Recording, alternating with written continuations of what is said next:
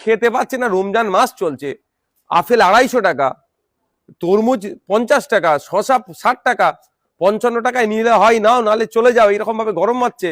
আর আমাদের ছেলেরা খেতে পাচ্ছে না, ওই একটা বোম 2-2.5 হাজার টাকা কত খরচ জানি না, ও টাকায় তো ইফতার করবে।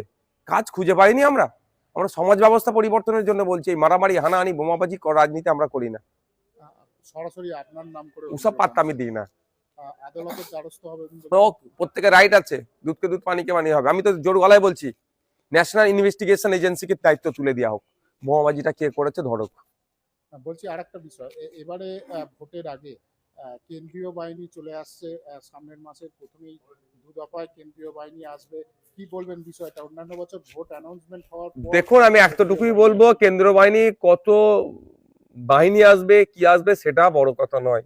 নির্বাচন কমিশনের কাজ হবে শান্তিপূর্ণভাবে ইলেকশনটাকে কন্ডাক্ট করানো, মানুষ তার মতামতটা যেন দিতে পারে শান্তিপূর্ণভাবে।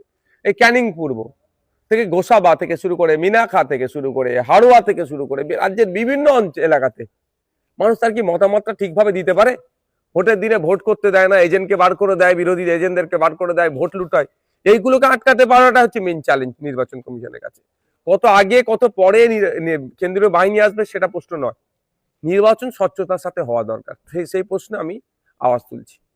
কি মনে হয় এবারেও কি যেভাবে দেখা যায় এর আগেও একাধিকবার বিভিন্ন হিংসাত্মকমূলক ঘটনা ঘটেছে, সেই ধরনের সম্ভাবনা আছে নাকি? সেই সম্ভাবনা যাতে কম হয় তার জন্যই আগে ভাগে কেন্দ্রীয় বাহিনী। দেখুন, আমি সবসময় শান্তির পক্ষে, মানুষের অধিকার, আর্টিকেল 326 রাইট দিয়েছে, অধিকার দিয়েছে, এক্সারসাইজ করুক, সে ভোট করুক, এই পক্ষে আমি সবসময় সওয়াল করে এসেছি আর আগামী দিনেও করব, যে মানুষ শান্তিপূর্ণভাবে তার মতামত দেওয়ার জায়গাটা পাক।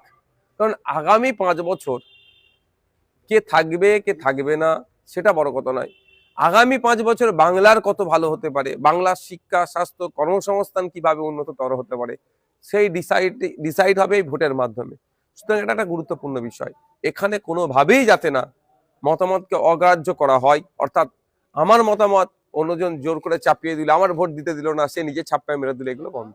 খায়রুল ইসলামের পর শওকত মোল্লার গাড়ি লক্ষ্য করে বোমাবাজির অভিযোগ তিনি অভিযোগ করছেন, এবং সরাসরি আপনার নাম করে অভিযোগ করেছেন যে আপনি নাকি চক্রান্ত করছেন এই ধরনের হিংসাত্মক ঘটনার জন্য, এবং এইভাবে বোমা মেরে গুলি মেরে তৃণমূলকে রোখা যাবে না তিনি বলছেন, এবং আদালতের দ্বারস্থ হতে চাইছেন তিনি, কি বলবেন বিষয়টা? দেখুন, ভোট আগিয়ে আসছে, তৃণমূলের পায়ের নিচে মাটি নাই, সরকার সাহেবের পাশে মানুষ নাই, কয়েকজন তোলাবাজ মানুষ বা তৃণমূলের না থাকলে তাদের করে কামে খাওয়া যাবে না, সেই মানুষগুলো আছে। এখন সিকিউরিটি বাড়াতে হবে, অ্যাটেনশন ক্রিয়েট করতে হবে, দলের কাছে এটা বোঝাতে হবে যে আমি বিশাল কিছু করছি।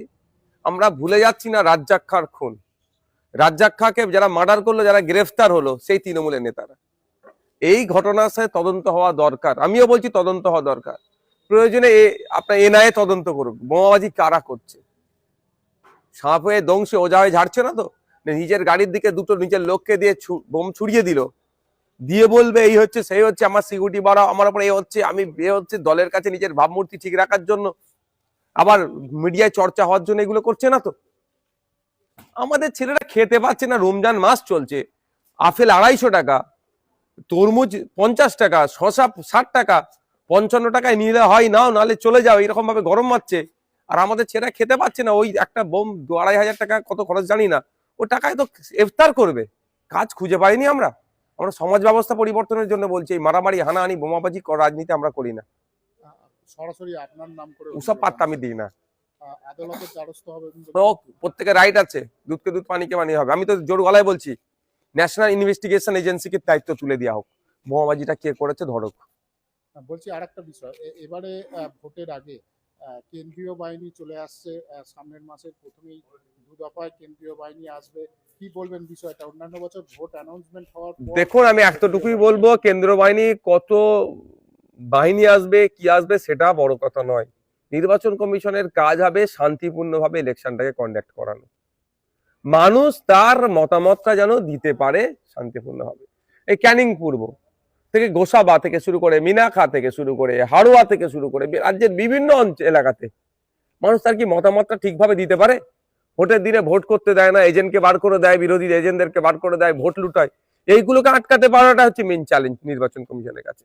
কত আগে কত পরে কেন্দ্রীয় বাহিনী আসবে সেটা প্রশ্ন নয়, নির্বাচন স্বচ্ছতার সাথে হওয়া দরকার, সেই প্রশ্নে আমি আওয়াজ তুলছি। কি মনে হয় এবারেও কি যেভাবে দেখা যায় এর আগেও একাধিকবার বিভিন্ন হিংসাত্মকমূলক ঘটনা ঘটেছে, সেই ধরনের সম্ভাবনা আছে নাকি সেই সম্ভাবনা যাতে কম হয় তার জন্যই আগেভাগে কেন্দ্রীয় বাহিনী? দেখুন, আমি সবসময় শান্তির পক্ষে, মানুষের অধিকার আর্টিকেল 326 রাইট দিয়েছে, অধিকার দিয়েছে, এক্সারসাইজ করুক, সে ভোট করুক, এই পক্ষে আমি সবসময় সওয়াল করে এসেছি আর আগামী দিনেও করব, যে মানুষ শান্তিপূর্ণভাবে তার মতামত দেওয়ার জায়গাটা পাক। কারণ আগামী 5 বছর কে থাকবে কে থাকবে না সেটা বড় কথা নয়, আগামী 5 বছর বাংলার কত ভালো হতে পারে, বাংলার শিক্ষা, স্বাস্থ্য, কর্মসংস্থান কিভাবে উন্নততর হতে পারে, সেই ডিসাইড হবে এই ভোটের মাধ্যমে। সুতরাং এটা একটা গুরুত্বপূর্ণ বিষয়, এখানে কোনোভাবেই যাতে না মতামতকে অগ্রাহ্য করা হয়, অর্থাৎ আমার মতামত অন্যজন জোর করে চাপিয়ে দিল, আমার ভোট দিতে দিল না, সে নিজে ছাপ্পায় মেরে দিল, এগুলো বন্ধ হোক।